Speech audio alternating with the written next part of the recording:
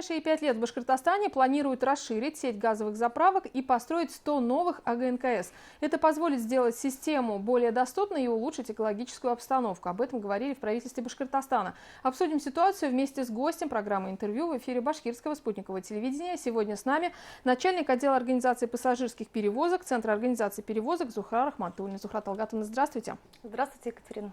Зухра Талгатовна, какие задачи стоят перед центром?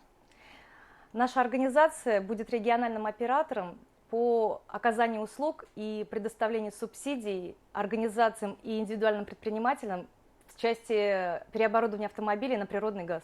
Давайте по порядку. Установочные центры, как вы работаете с ними? При каких условиях они могут получить субсидию? Согласно постановлению 443 правительства Республики Башкортостан от 22 июля 2020 года определен порядок по предоставлению субсидий, согласно которого установочные центры предоставляют документы в нашу организацию. При рассмотрении данных документов мы определяем сумму субсидии, и она уже выделяется данным центрам. Ну, то есть, прежде чем получить субсидию, эти установочные центры должны оказать услугу владельцам, автомобилистам, да, то есть они переводят их транспорт на природный газ и только после этого получают субсидию. Это так работает? Работает так. Сначала физические лица получают субсидии или скидку, представленную установочным центром, и они предоставляют документы уже к нам. Данную субсидию они могут получить при предоставлении скидок или субсидий с 4-го квартала 2019 года. С начала года какие показатели? Но так как постановление правительства республики вышло 22 июля текущего года, то на сегодняшний день уже у нас есть заявления представлены, и мы продолжаем принимать документы от установочных центров, но пока еще их, к сожалению, очень мало. Надеемся, что после вашей программы наши организации активизируются и начнут предоставлять документы. Что для этого нужно? Но в первую очередь данные центры должны пройти аккредитацию, и их работа они должны зарегистрированы в Республике Башкортостан и работать в данном направлении не менее года. Также еще должны они иметь на своей платформе 2 площадки для переоборудования транспортных средств, и если они переоборудуют грузовые автомобили, то необходимо, чтобы в этом центре была еще одна площадка. Также необходимо, чтобы было помещение 10 квадратных метров для клиентов, накопительная площадка для 5 транспортных средств и опыт работы установочного центра с января 2019 года. Зухра Талгатовна, вот по данным правительства Башкортостана, сейчас в Башкортостане более 4500 единиц автомобильной техники уже работает на природном газе, и при этом показатель постоянно растет. И в перспективе в отдельных районах показатель должен составить до 50% от общего числа эксплуатируемых транспортных средств. Вот как вы объясняете, почему все больше автомобилистов переводят свои автомобили на газ? Ну, скорее всего, это выгодно финансово. Потому что все-таки природный газ при заправке автомобиля намного дешевле. Потом намного, то есть экономичней.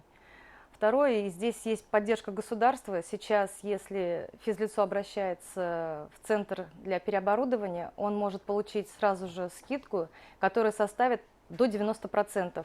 И получается, он получит выгоду и от центра, а если еще будет и участвовать в программе «Газпром», он получает еще добавочную скидку до 30%. То есть, например, если человек обратился, получил скидку от того, что он заплатил 2/3 от газа установочного центра, и плюс «Газпром», там у них есть такая акция. Физические лица получают дополнительную скидку в виде подарочной карты от «Газпром» на заправку природным газом.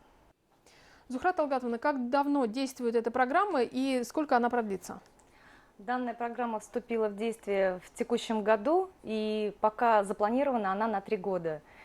И могу сразу сказать, что у нас есть ограничения по предоставлению документов для физических лиц. Если срок эксплуатации автомобиля более 10 лет, к сожалению, субсидия не предоставляется. В следующем году данное ограничение будет действовать на автомобили, которые год выпуска 2013 года. И с 2022 года ограничение для автомобилей возрастом не более 5 лет. Какие рекомендации вы можете дать автомобилистам? Ну, в первую очередь, конечно же, я считаю, что необходимо воспользоваться этой программой, если у вас сейчас есть такая возможность, потому что вы и сэкономите свое время и деньги.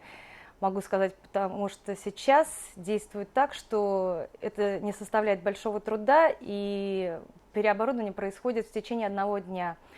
Единственное, что вам необходимо сделать, это получить разрешение в ГИБДД, что данный автомобиль может быть переоборудован. И после того, когда ваш автомобиль будет переоборудован, вы должны будете также получить документ внесения в ПТС о том, что в данную машину внесены изменения.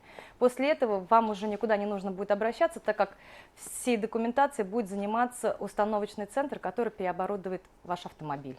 А перевозчики активно переходят на природный газ?